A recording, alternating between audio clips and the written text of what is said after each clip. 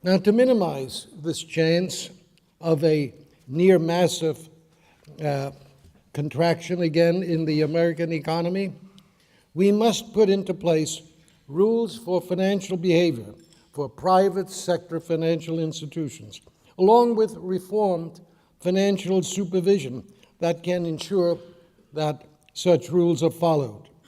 There are many proposals in circulation, but so far there's been very little action. Now today, I want to focus on two dimensions of the regulatory reform: giant financial conglomerates and the role of the Federal Reserve, our central bank. Massive financial concentration seemed quite unlikely in the early post-World War II years. The Great Depression that followed the speculative excesses of the 1920s inspired political backlash.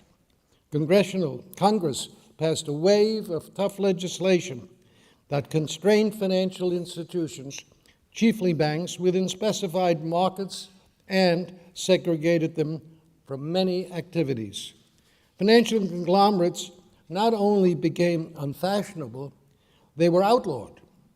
For their part, senior managers at most leading financial institutions still recalled vividly the harrowing banking failures and massive debt write-offs of the Depression years. It was reasonable to expect that financial specialization, with its segmented and well-defined borders, would last forever. The competitive pressures of the late 1970s and 1980s led to a wave of deregulation that essentially dismantled the new era regulatory regime. By the 1990s, financial concentration reached tidal wave proportions. The linchpin was the abandonment of the Glass-Steagall Act, which had kept most financial businesses separate. At the time, official supervision and regulators didn't seem to grasp the ramifications from risk contagion to conflict of interest of lowering the financial firewalls between financial sectors. The top firms drove the credit creation process with great ingenuity and force. Their large and skilled management teams were at the forefront of securitization, propelling markets for derivatives, credit default swaps, mortgage-backed securities, and other exotic instruments to an unprecedented scale and new level of risk. They also played a central role, I think, in popularizing quantitative risk analysis techniques that, rather than controlling risk, tended to encourage risk-taking and contribute to the debt overload. Third, leading financial conglomerates played a central role, I believe, in shifting the concept of liquidity to one that was asset-based to the liability side of the balance sheet. Years ago, liquidity at business corporations meant the size of liquid assets to maturity of receivables, the turnover of inventory, and the relationship of these assets to total liabilities. For households, it primarily meant the maturing assets being held for contingencies. But in recent decades, liquidity has increasingly come to mean access to credit. The risk-taking strategy and tactics of financial giants were not the sole cause of the credit crisis of 2007 and beyond. Much of the damage could have been prevented by effective regulatory oversight. It is widely acknowledged that the financial regulatory system itself became anachronistic in an age of diversified conglomerates. But even within this fragmented system, key players failed to act effectively, and none more so than the Federal Reserve. Under the current system, the Federal Reserve is the primary guardian of our financial system, with its power to raise and lower interest rates, primarily through open market purchases or sale of securities. The Fed has an enormous influence over the growth of debt. But in recent decades, the central bank failed to adequately restrain debt growth. It allowed debt to grow much more rapidly than nominal gross national product. For a variety of reasons, Fed officials did not understand the powerful role that financial innovations such as securitization and the derivatives revolution would play in propelling the growth of credit. Monetary policy might have curbed many of these potential excesses. Now, the Fed also failed to recognize that the abandonment of the Glass-Steagall Act would accelerate financial concentration and create more institutions deemed too big to fail. It is revealing that the Federal Reserve officials never publicly admitted that large financial institutions were too big to fail until the current crisis took hold. The prevailing philosophy among central bankers was that markets would be disciplined leading institutions as shareholders and some creditors suffered losses and managers were removed.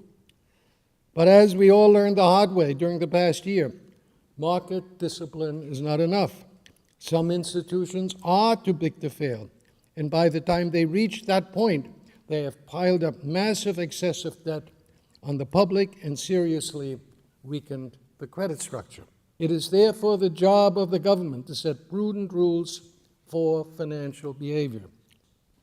Unless our government acts to reverse the rapid growth of bigness, financial concentration will intensify even more.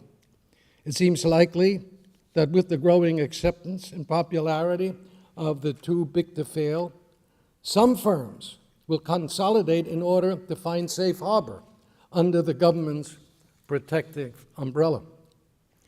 But greater concentration would be quite harmful to our financial markets and to our economy. Legislation may take several directions.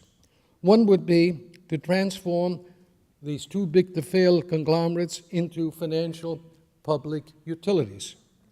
Alternatively, regulators might require the largest financial conglomerates to spin off a significant proportion of their assets so that what remains would not be too big to fail.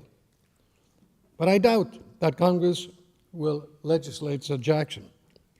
Without real reform to rein in excessive financial behavior, we continue to pose the kind of risk of financial upheaval that could lead ultimately to a greater socialization of our financial system.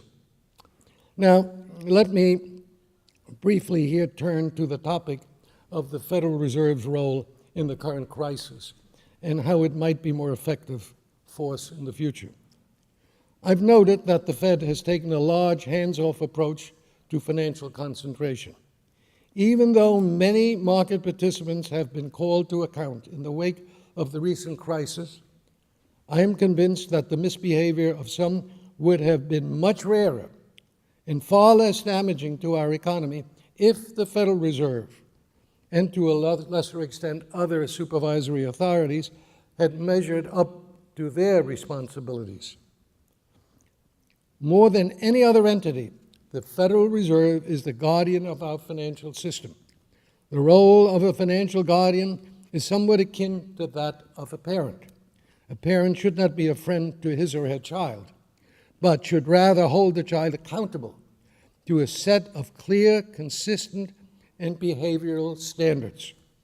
In a similar fashion, the official guardian of our financial system must hold financial institutions to a code of conduct and never should be viewed as a friend or a hero of Wall Street or other interest groups. By the very nature of their responsibility, the leaders of the Fed should not become folk heroes. Indeed, the rules of the game is a key concept in economics, for without such rules, market economies can't function.